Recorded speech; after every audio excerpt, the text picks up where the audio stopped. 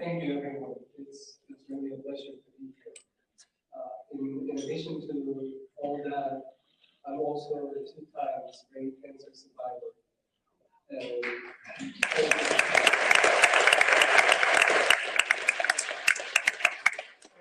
this is relevant here for 2 reasons. One, because in these 2 episodes, I learned more about patient care than in my 15 years as a clinical psychologist.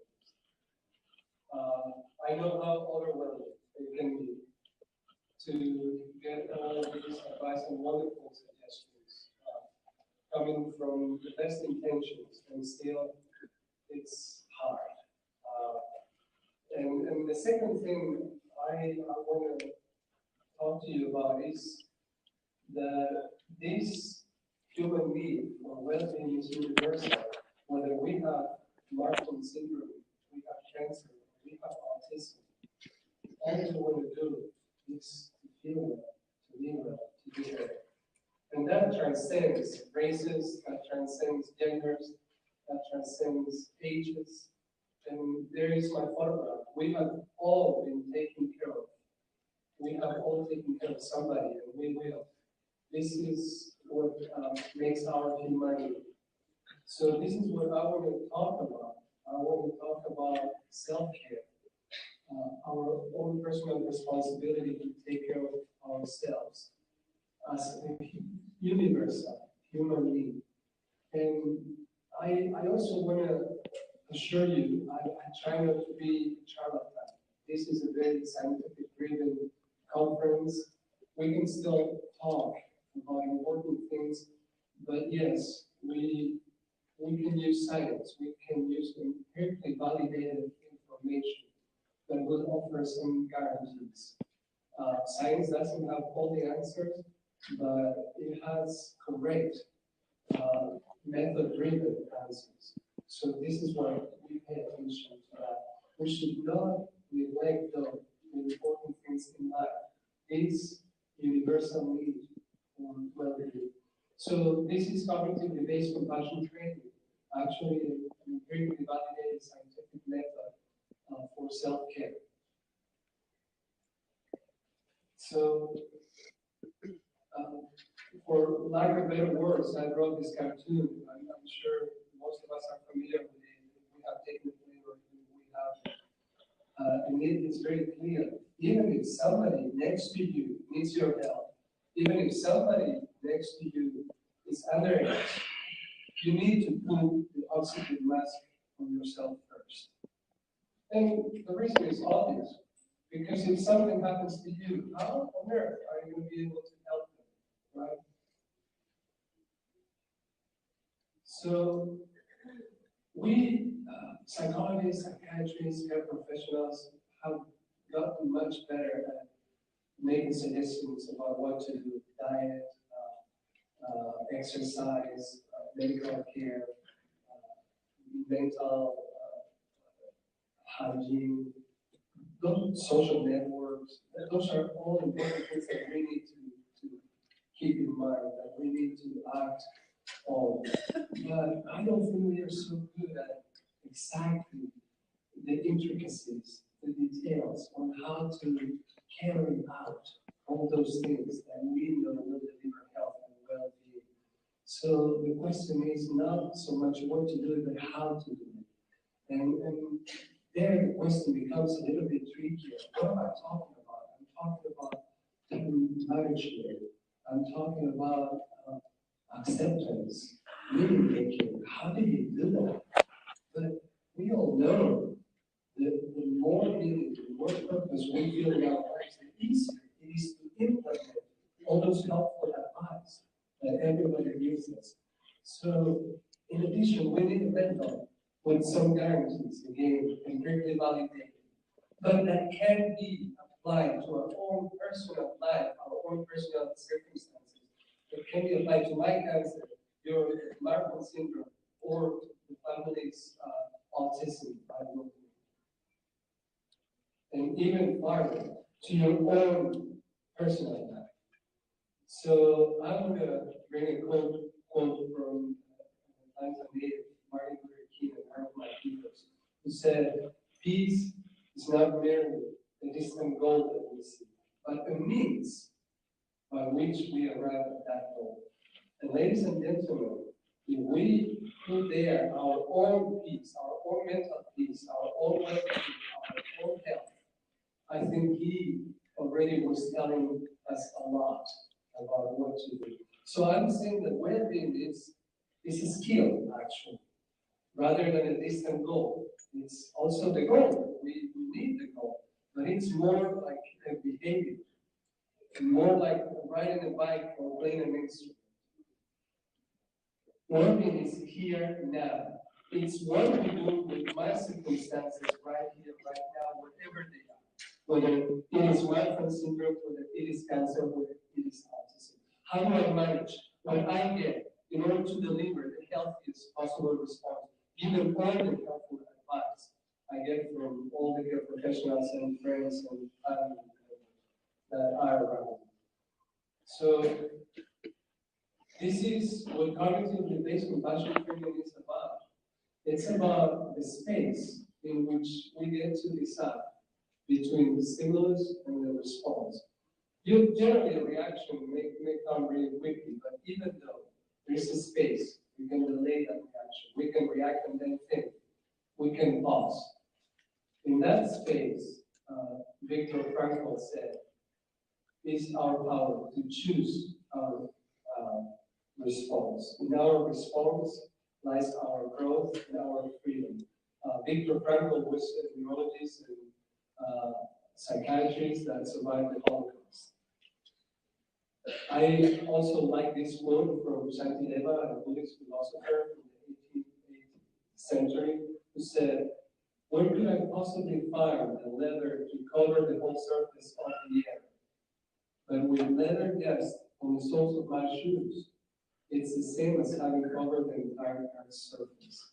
And of course, it's easy to understand. It's almost too easy, right? How do I apply it? But what my goal here today is for you to understand how cognitively based compassion training works, what it is about.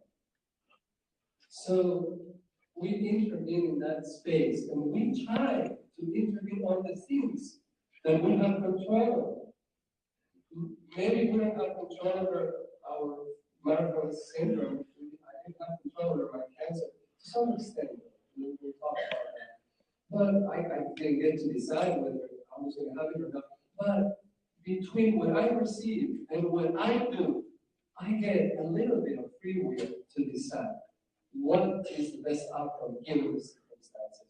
So for that, it's very important to train our attention, to pay attention. And actually, William James, the father of American psychology, said attention cannot be trained. That was a mistake. Actually, we know that.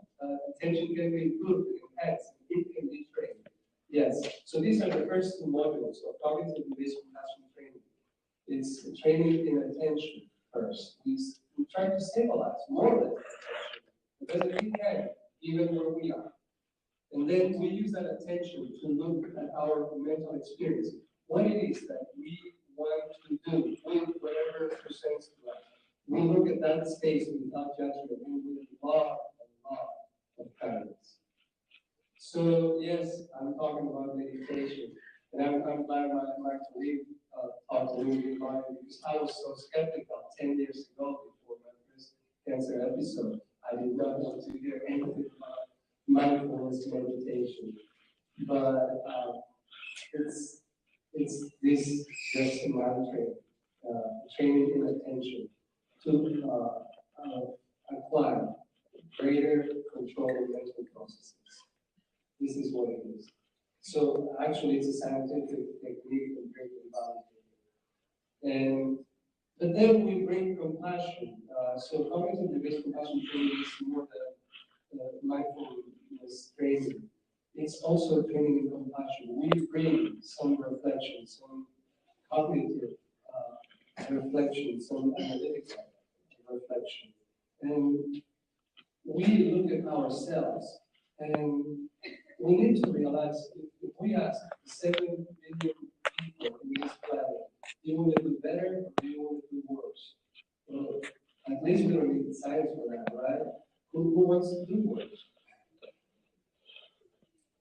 But it's really hard to do it. It's hard.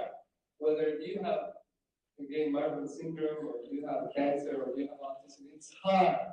So circumstances often do not help. And you know, we have gotten really good at changing our circumstances around, but we are not so good at changing what is within us in our response to those circumstances. And this is where I think cognitive-based compassion training can help in addressing those limitations when dealing with circumstances. Again, I cannot get rid of something like Marfan syndrome, but I can relate to it in a healthier way. So let me give you a glimpse of what those limitations are about, which we actually deal with a lot of kindness again. It's very necessary so we don't get defensive.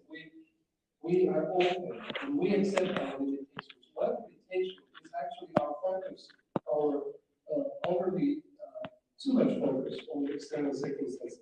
Another limitation is thinking those circumstances are perfect. Even chronic pain changes, right?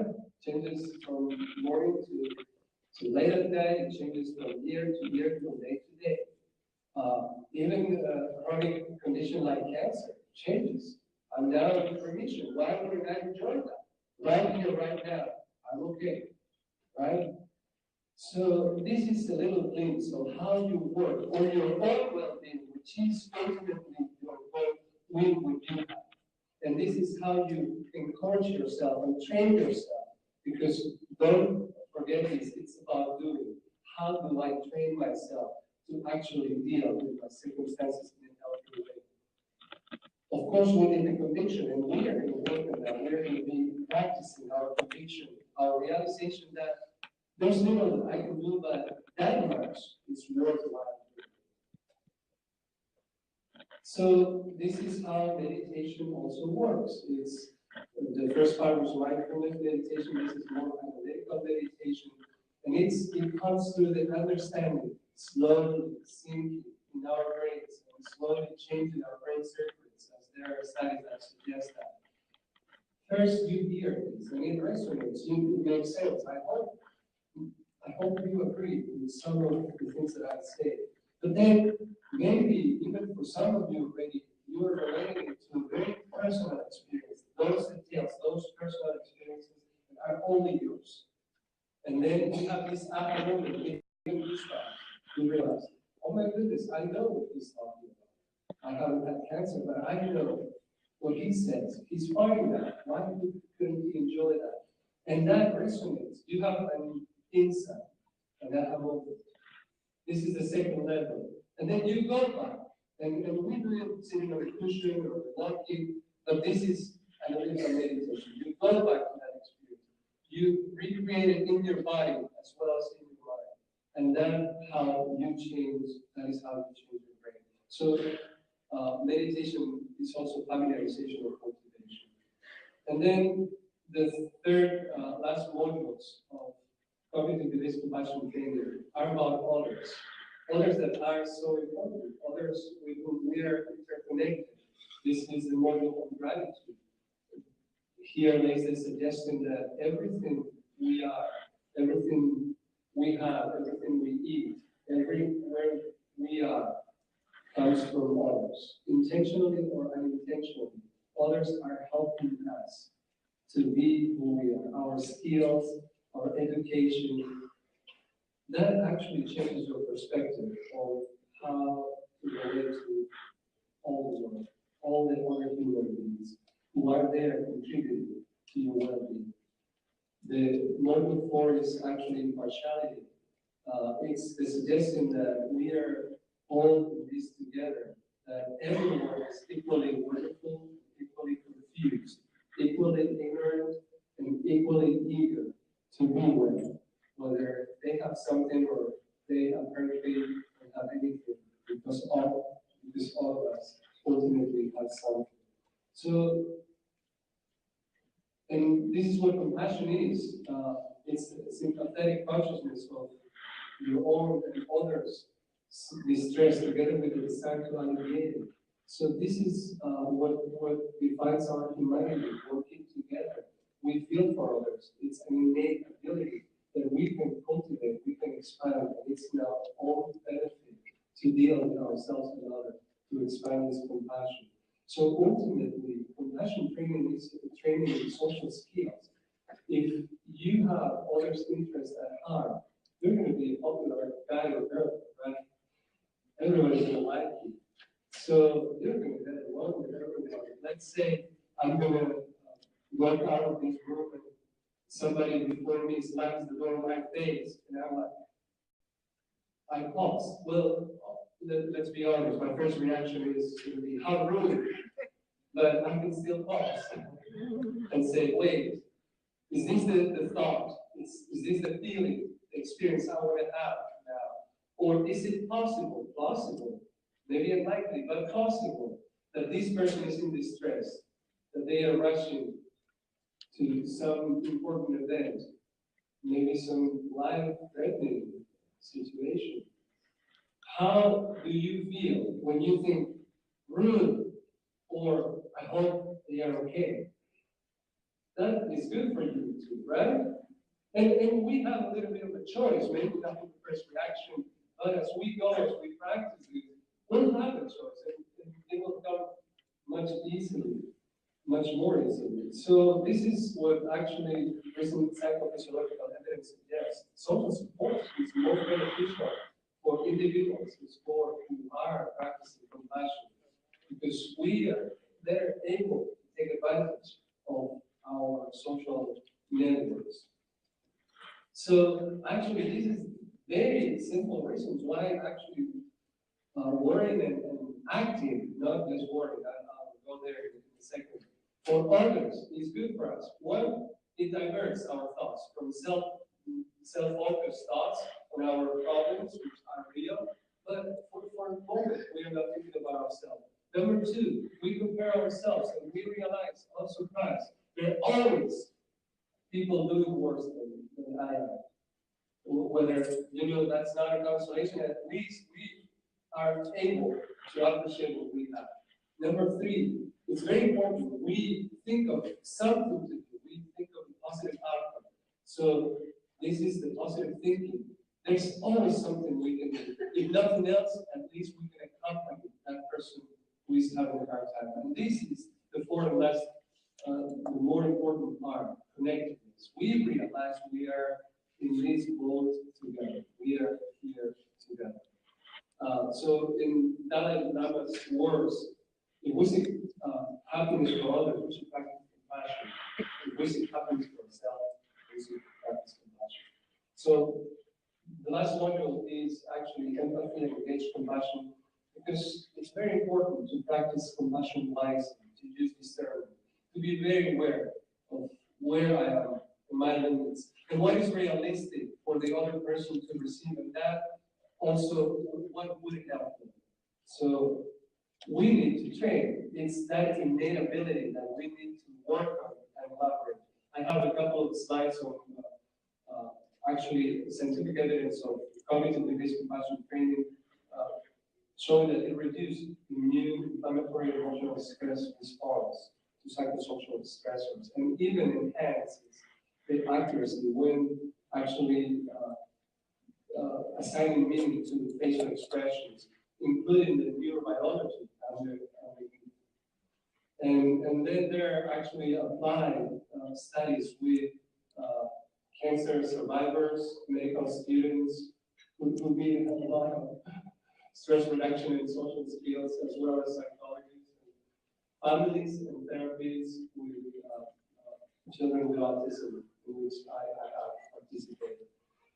So yeah, I'm sorry, I never liked the word meditation, and I'm recovered, so I have to quote Dan Harris saying that yes, we are looking at meditation as the next public health revolution.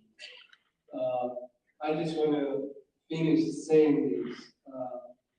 Well-being is our own personal responsibility, but however, it's inevitably connected with others' well-being, and there's the mind. it is in my best interest to take care of others, and it's in the best interest of others that I take care of myself. My best interest to take care of others, and others' best interest that I take care of myself. My desire to do well, and for others to do well, is not sufficient. We will have them. We need to train. We need to work with it. But it's feasible. And this is where you can reach me. I have cards and there's questions now.